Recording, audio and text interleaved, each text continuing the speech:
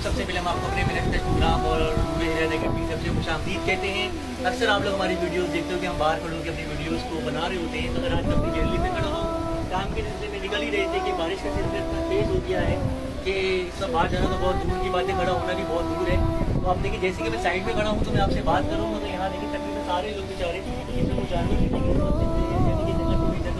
सारे देखिए सब लोग तो करीब से दिख रहे हैं। अगर हमारा कैमरामैन इसे करीब से दिखाए तो ये कि सारे लोग इतना परेशान है, बिल्कुल उनकी जुगनों के अंदर ही पानी आ चुका है कि कोई प्लास्टिक के बांध रहे हैं, सब कुछ कर रहे हैं। तो वही पिछले ब्लॉग में आपने देखा था, पहले भी लोग इस तरह से बहुत मुतासिर हुए थे। तो हमने इसमें बहुत से ऐसे मुबेर हजरात हैं जिन्होंने इसमें ताउन किया था।